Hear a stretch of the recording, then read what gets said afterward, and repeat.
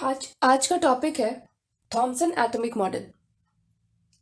तो यहाँ पर हम देखेंगे कि जे जे थॉमसन ने जब डिस्कवरी की थी उससे पहले जॉन डाल्टन आए थे। इन्होंने बताया कि मैटर का जो स्मॉलेस्ट पार्टिकल है वो है एटम। ऐसा बोला था कि एटम के कॉम्बिनेशन से बना है मॉलिक्यूल, है ना। ऐसा कुछ बोला था जॉन डाल्टन ने। कब? 1803 में। बस इतना ही बोला था। फंडामेंटल पार्टिकल्स जो थे इलेक्ट्रॉन, प्रोटॉन, न्यूट्रॉन, ये सब की डिस्कवरी अभी हुई नहीं है।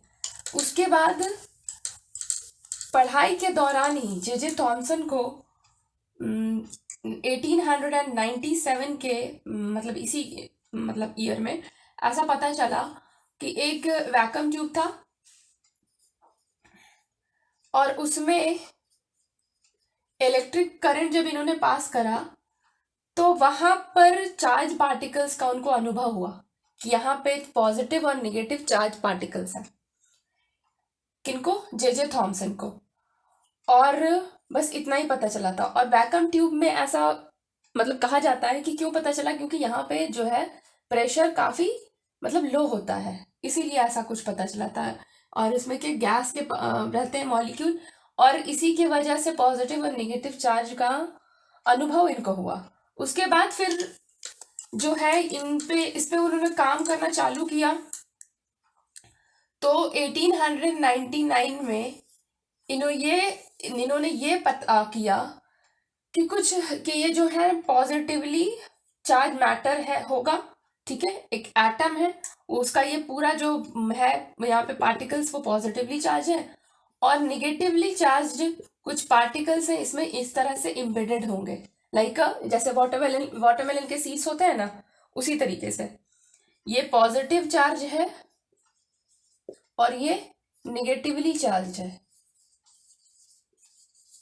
बस उसके बाद फिर बताया कि अब इनके और पॉजिटिवली चार्ज के बीच में क्या लग रहा है? इलेक्ट्रोस्टैटिक फोर्स लग रहा है। बस इतना बोला। और ये स्टेबल है, ये चार्ज पार्टिकल जो है निगेटिव वो स्टेबल रहेंगे। इलेक्ट्रोस्टैटिक फोर्स लग रहा है। इसके अलावा और क्या पता चला, मतलब इन्होंने ऐसा सा बताया था थॉमसन के अकॉर्डिंग। उसके बाद ये है कि जितने पॉजिटिवली चार्ज यहाँ पे ये पॉजिटिवली मैटर रहेंगे ना चार्ज, उतना ही ये निगेटिव है। और इसका मास नंबर जो है, mass number is proportional to the number of electrons है। ठीक है, ये बोला। उसके बाद बस ये सारी चीजें थॉमसन के अकॉर्डिंग पता चली थी हमें। उसके बाद ये फेल कहाँ कहाँ हुए थे?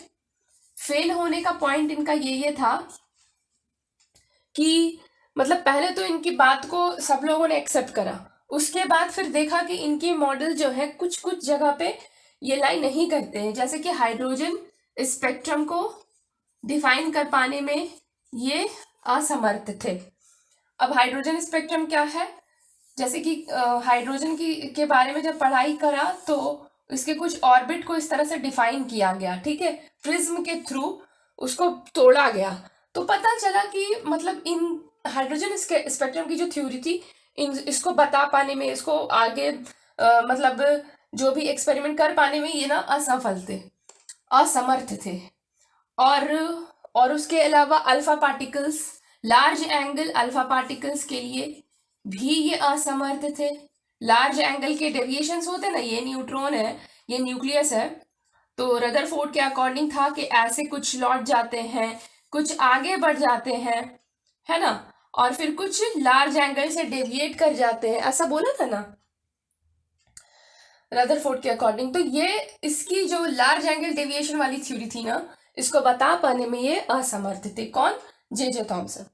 ठीक है, तो ये सारी चीजों पे आपको कभी कहीं पे आता है ना, तो आप ऐसे लिखेंगे हाइड्रोजन स्पेक्ट्रम की थ्योरी को बता पाने में असमर्थ थे, large angle deviation of alpha particles को बता पाने में असमर्थ थे। और तो इनका काम क्या हुआ? इस एटॉमिक मॉडल के देने का क्या फायदा हुआ? बस ये फायदा हुआ कि दूसरे साइंटिस्ट जो थे, जैसे कि इनके बाद आए, या गोल्डस्टीन है या रदरफोर्ड है या चैडविक है, इनका इंटरेस्ट इसकी तरफ आ गया था। बस एटॉमिक इनके थॉमसन एटॉमिक मॉडल का बस इतना ही फायदा है। ठीक है, तो आज के लिए बस इतना ही रहेगा।